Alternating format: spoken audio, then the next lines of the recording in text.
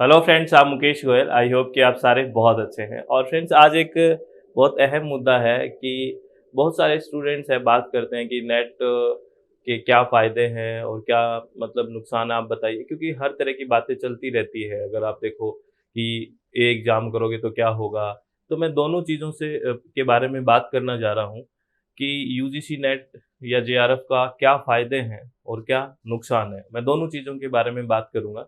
आपको लग रहा है कि फ़ायदे ज़्यादा हैं, तो आप उधर जाइए, आपको लगता है नुकसान ज़्यादा है, तो उधर मत जाइए, मतलब आपका डिसीज़न रहेगा। मैं आपको फेयरली एक डिस्कशन करने वाला हूँ, अगर आप विलिंग हैं तो इसको सुन सकते हैं। तो बेसिकली मैं सबसे पहले आपके एडवांटेजेस की बात करूँगा, आपको फ़ायदों की बात करूँगा कि क्या-क्या फ़ायदे हो सकते हैं अगर आप यूजीसी नेट की तैयारी करते हैं तो, ठीक है? और नो डाउट कि किसी भी कॉम्पिटिटिव एग्ज़ाम को क्लियर करने के फ़ायदे बहुत ज़्यादा होते हैं, नुकसान कम होते हैं। तो फ़ायदे क्या है? सबसे पहले अगर एक मैं बात करूँ, सबसे बड़ा एडवांटेज क्या है? अगर आप कोई भी मैं पहले भी बता चुका हूँ कि ग्रेजुएशन बेस्ड होते हैं मैक्सिमम हमारे कोई भी जॉब ओरिएंटेड एग्ज़ाम्स जो होते हैं। लेकिन अगर मास्टर्स आपने की है, तो आपको नेट अगर आप क्वालीफाई करते हो या जेआरएफ क्वालीफाई करते हो, इट मीन्स आप एक स्टेप और लेक्चरशिप के लिए बढ़ जाते हो। तो सबसे पहले अगर जो स्टूडेंट मास्टर कर रहा है या कर चुका है, उसके लिए नेट एक तरह से उस मास्टर को वैलिड बनाता है। नेट या जेआरएफ, ठीक है ना? वैलिड बना देता है कि हाँ, आपने किया है मास्टर्स या हाई डिग्री की तरफ गए हो, है ना? तो आपको नेट या जेआरएफ एक अलग से एक एक चीज़ और अपॉर्च्युनिटी दे देता है कि आप कहाँ चले जाओ। अब आप कई बार लेक्चरशिप में जाने का मन हो जाता है, आप किसी और प्रोफ़ेशन में हैं, तो आपका अगर नेट क्वालीफाई हो गया, नेशनल एलिजिबिलिटी टेस्ट आपका क्वालीफाई हो गया, इट मीन्स आप कहीं पे भी, कोई भी देखो मिनिमम एलिजिबिलिटी तो हमें करनी ही पड़ेगी ना, आप किसी कॉलेज में पढ़ाना चाह रहे हो, है ना? चाहे वो प्राइवेट हो, है ना? या फिर आप कहीं भी पढ़ाना चाह रहे हो, यूनिवर्सिटी में जाना चाह रहे हो, तो कम से कम नेट क्वालि एक ऑप्शन तो रहेगा ना आपके पास, है ना? अगर ऑप्शन ही नहीं है, अगर आपने नेट क्वालीफाई ही नहीं किया, तो वो ऑप्शन हमेशा के लिए बंद हो गया। तो आपको अगर एक ऑप्शन आपके जीवन में और खुल जाता है कि आपको कॉलेज लेक्चरशिप में जाना हो, है ना? प्राइवेट चाहे आप कहीं मान लो गवर्नमेंट जॉब में नहीं हो और कोई घर में और गवर्नमेंट जॉब में और ट्रांसफ़र हो जाए, तो वहाँ आप प्राइवेट जॉब कहीं भी किसी भी कॉलेज में, यूनिवर्सिटी में कर सकते हो, ठीक है? तो एक तो ये फ़ायदा हो गया कि एक ऑप्शन और आपको मिल जाता है अपने करियर में। दूसरा ऑप्शन है कि नेट जीवन में सिर्फ़ एक ही बार क्वालीफ़ाई करना पड़ता है, ओनली वन्स। नेट जीवन में एक ही बार क्वालीफ़ाई करना पड़ता है। तो जो चीज़ एक बार करनी है जीवन में और आपकी वो रीच में है, तो मेरे हिसाब से करनी चाहिए। क्योंकि एक बार करने के बाद कम से कम इस चीज़ से तो हम निश्चिंत हो चुके हैं कि हमने हमारी तरफ से एलिजिबल हो चुके हैं हम, और हमें कोई टेंशन नहीं है। क्योंकि अब बार-बार इसकी तैयारी करने की ज़रूरत तो है नहीं। एक बार आपने तैयारी की, नेट क्वालीफाई हो गया, आप एलिजिबल हैं, और क्योंकि ये लाइफ टाइम वैलिड होता है, तो ये एक बड़ा अच्छी बात है इस एग्ज़ाम की, तो एक बार करना कोई बुरी बात नहीं है। और अगर आपका जेआरएफ हो जाता है, अगर आपकी अच्छी रैंक आती है और जेआरएफ हो जाता है, तो ये तो और भी अच्छी बात है। क्योंकि आप अगर जेआरएफ कर लेते हैं, तो आपको पता है जेआरएफ में मतलब जूनियर रिसर्च फेलोशिप। अब जेआरएफ जिसका होता है उसका नेट तो होता ही होता है, आपको पता ही है, क्योंकि टॉप रैंकर को जेआरएफ मिलता है।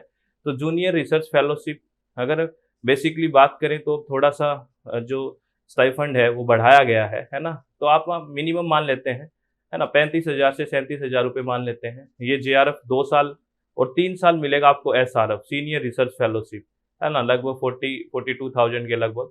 तो आप ये मानो कि 60 महीने आपको ये स्कॉलरशिप मिलेगी, 60 मंथ, यानी कि जेआरएफ कितना 24 महीने, 2 साल, और 36 महीने मिलेगा आपको एसआरएफ।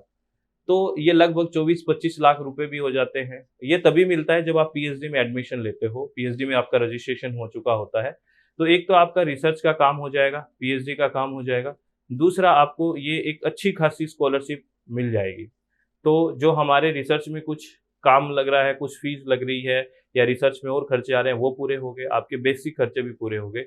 तो ये आपको बहुत अच्छा बेनिफिट है, क्योंकि पैसे के साथ-साथ डिग्री होना एक बहुत अच्छी बात है। तो अगर जेआरएफ हो जाए तो और ही बेहतर चीज़ है, ठीक है?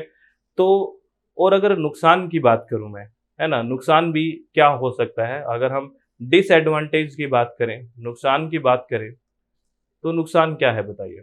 नुकसान बेसिकली ये है, अगर आपका जेआरएफ हो जाता है, जूनियर रिसर्च फेलोशिप आपका हो गया, जेआरएफ क्वालीफाई हो गया, तो हमारी प्रवृत्ति क्या होती है कि जैसे जेआरएफ हो गया तो 5 साल स्कॉलरशिप मिलेगी और हम पीएचडी में एडमिशन ले लेते हैं।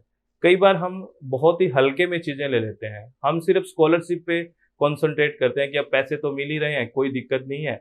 यानी कि एक तरह से हमारा जो हार्ड वर्क करने की जो प्रवृत्ति है, कहीं न कहीं मैं सभी स्टूडेंट्स के लिए नहीं कह रहा, कहीं न कहीं वो कम हो जाती है। ठीक है? वो ज़्यादा ध्यान इधर-उधर नहीं अपना ठीक है, ना पढ़ाई ज़्यादा की बस यार अब तो हो गया, कोई चक्कर नहीं है, अब तो जेआरएफ मिल रहा है बढ़िया से, बस, है ना? थोड़ा-सा अगर वो कंसंट्रेशन हट जाएगा, तो उस इंसान की, उस स्टूडेंट की कहीं न कहीं जाके प्रॉब्लम क्रिएट हो सकती है। क्योंकि चलो ये आप पीएचडी का काम कर लोगे धीरे-धीरे जितना भी करा और आपने स्कॉलरशिप भी ले ली, पीएचडी सबमिट हो गई और आपने बहुत हार्ड वर्क नहीं किया, है ना? तो 5 साल बाद फिर प्रॉब्लम आने वाली है, बिल्कुल निश्चित तौर पे आएगी। क्योंकि आपने अपने आप को उतना लेज़ी कर लिया है, उतना आलसी कर लिया है। एक तरह से ये फिर मेरे हिसाब से ये स्लो पॉइज़न का काम कर जाता है ना?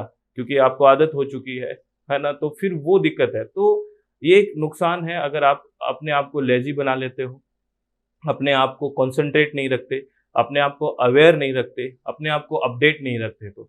लेकिन मुझे नहीं लगता कि आपके इस दौर में ऐसा कुछ होगा कि अगर आप थोड़ा-सा कॉन्संट्रेट, अपडेट और अवेयर रहे, तो ये नुकसान आप बहुत आराम से हटा सकते हो। क्योंकि हार्ड वर्क तो जीवन पर्यंत करना पड़ेगा। आप चाहे अभी तैयारी के मोड में हो, चाहे आप जॉब के मोड में आ जाइए, अगर आप अवेयर नहीं हो, अपडेट नहीं हो चीज़ों को लेके, तो हर जगह परेशानी आने वाली है। तो उधर इधर और आपने देखा होगा राजस्थान पब्लिक सर्विस कमीशन ने भी आपको पता है कि असिस्टेंट जो कॉलेज लेक्चरर हैं उसके लिए वैकेंसी निकाली है।